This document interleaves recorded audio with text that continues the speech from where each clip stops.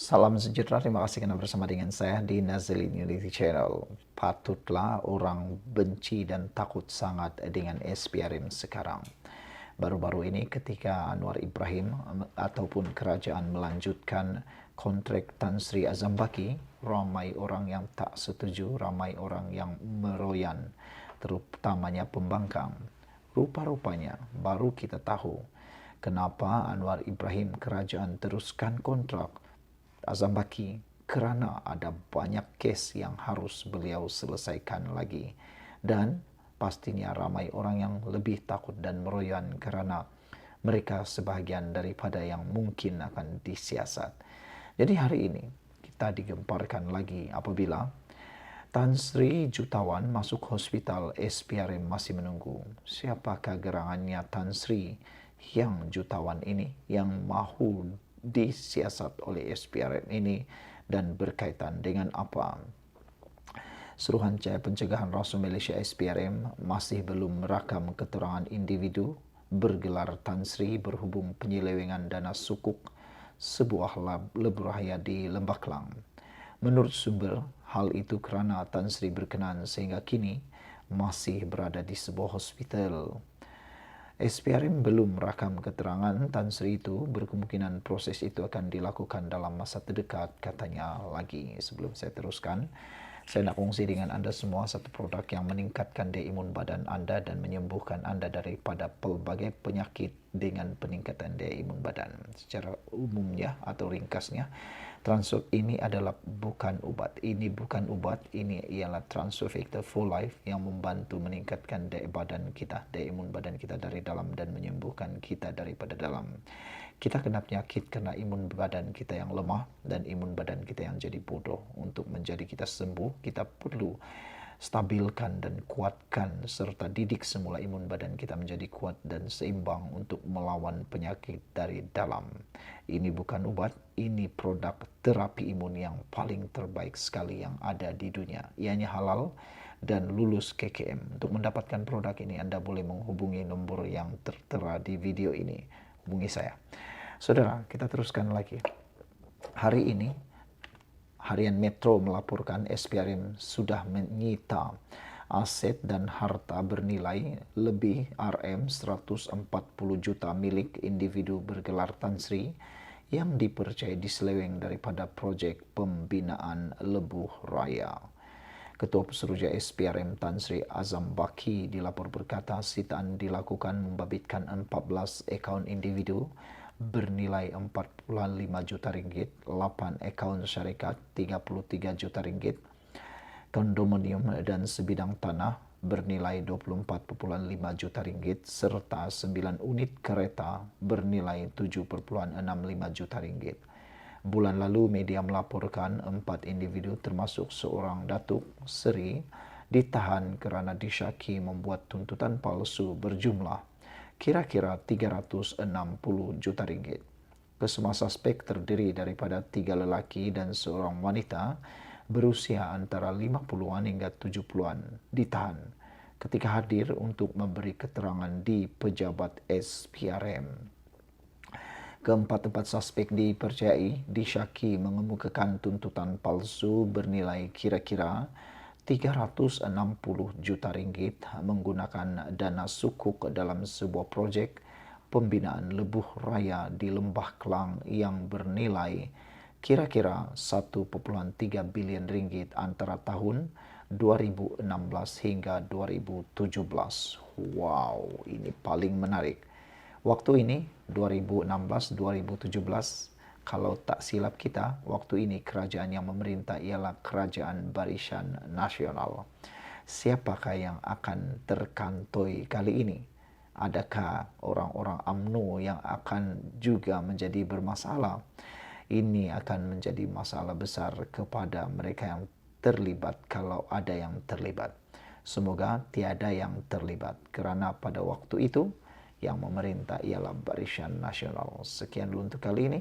Jangan lupa tinggalkan komen anda. Salam sejahtera, terima kasih kerana bersama dengan saya di Nazilin Unity Channel. Isu hangat pagi ini, rombakan Kabinet Anwar Ibrahim. Siapa yang akan masuk dalam kabinet terbaru itu? 3 senario kerajaan Madani di persimpangan. Peletakan jawatan dua Menteri Kanan PKR Rafizi Ramli dan Nik Nazmi Nik Ahmad menyaksikan gabungan kerajaan Madani yang dipimpin Perdana Menteri Anwar Ibrahim kini berdepan saat kritikal.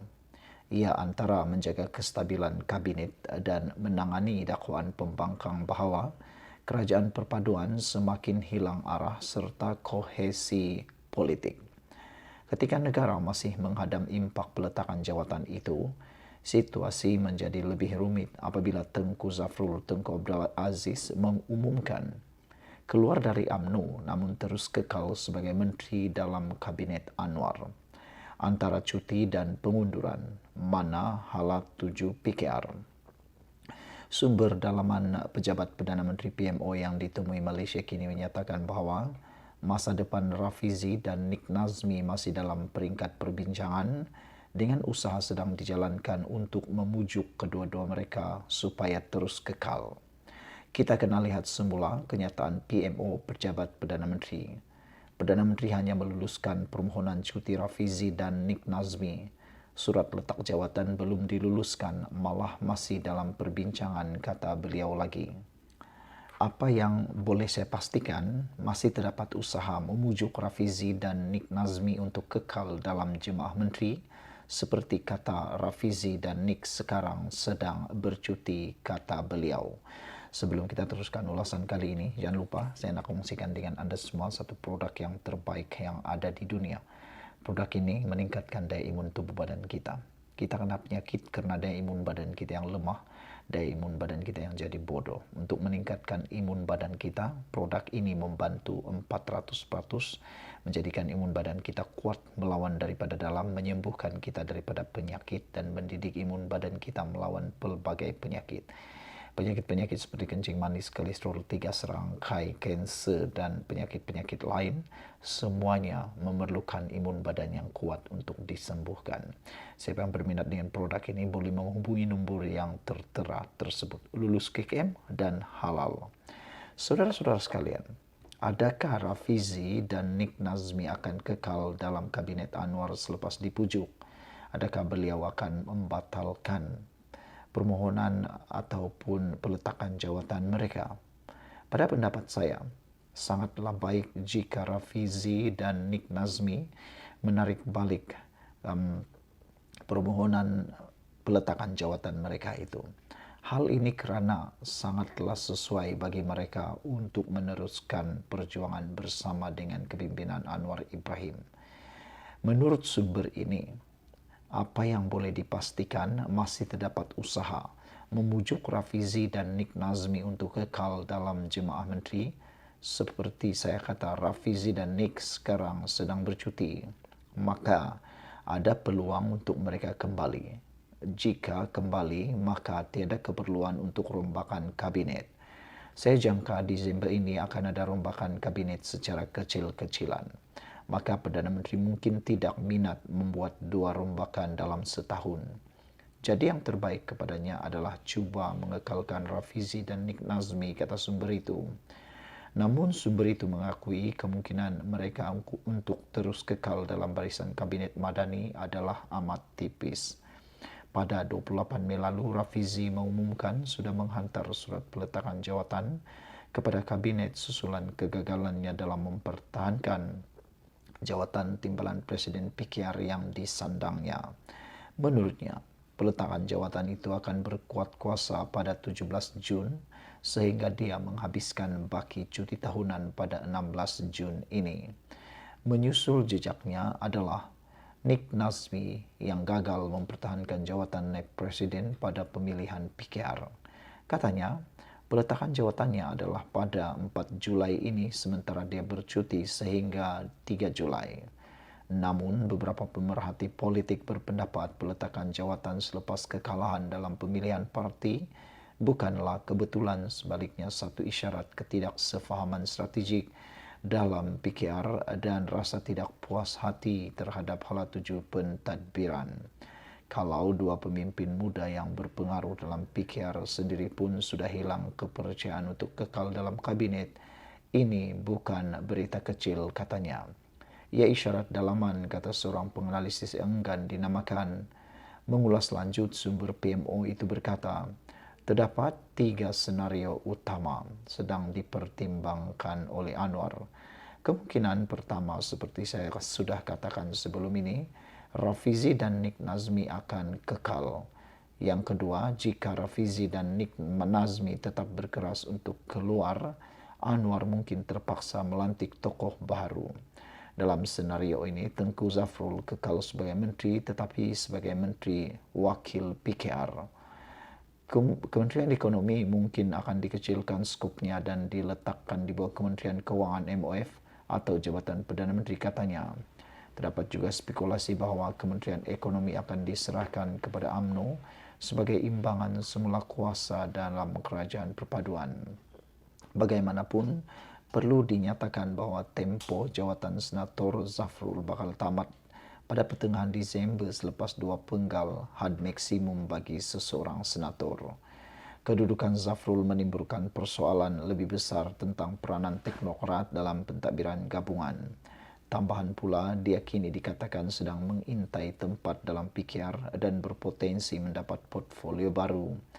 Kementerian Ekonomi diwujudkan pada tahun 2018 selepas Pakatan Harapan menubuhkan Kerajaan Persekutuan. Pada masa itu dikenali sebagai Kementerian Hal Ehwal Ekonomi dipegang oleh Timbalan Presiden PKR ketika itu, Muhammad Azmin Ali. Sebelum ini, kementerian itu adalah sebuah portfolio di bawah Jabatan Perdana Menteri dan agensi utama portfolio ini ialah Unit Perancang Ekonomi EPU. Portfolio Nik Nazmi sumber asli mungkin diambil alih oleh wakil UMNO bagi mengekalkan keseimbangan politik dalam kerajaan. Dengan itu, UMNO akan kekal dengan 7 menteri yang ada sekarang seperti yang diminta Presiden UMNO Ahmad Zaid Hamidi. Sebelum ini, UMNO mempunyai 7 menteri, tetapi susulan tindakan Zafrul keluar parti, ia hanya tinggal 6 menteri. Justru, desakan Zahid yang mahu 7 kerusi itu membuka ruang tawar-menawar yang mencabar buat Anwar sama ada memenuhi permintaan UMNO atau mempertahankan dominasi PKR dalam kabinet yang kini jelas goyah. Siapa bakal ganti?